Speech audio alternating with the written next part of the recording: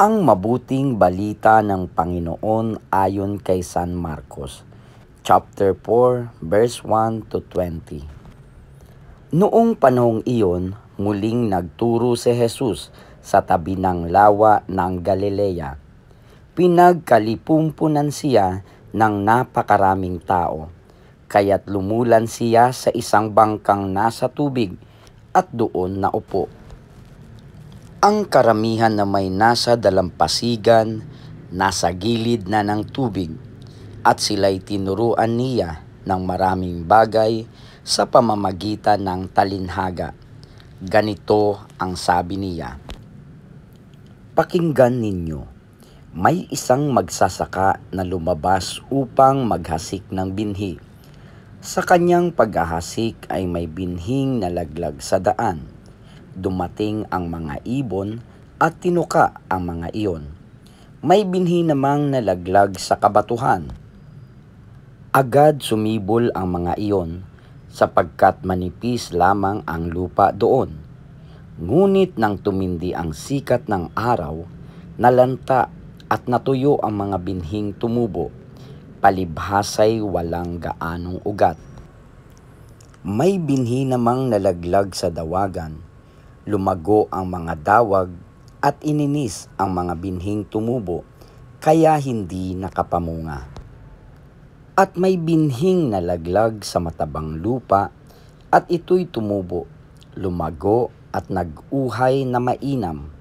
May uhay na tig-30, tig-60, at tig-100 ang butil."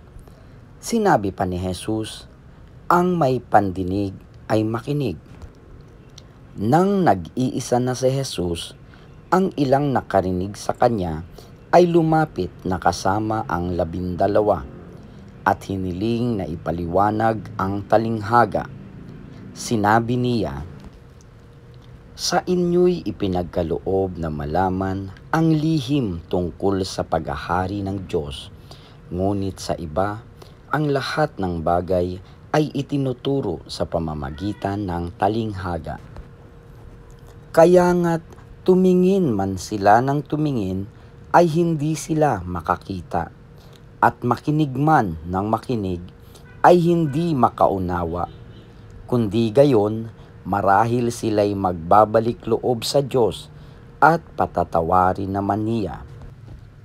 Pagkatapos tinanong sila ni Jesus, "Hindi pa ba ninyo nauunawaan ang talinghagang ito? Paano ninyo mauunawaan ang ibang talinghaga? Ang inihahasik ay ang salita ng Diyos.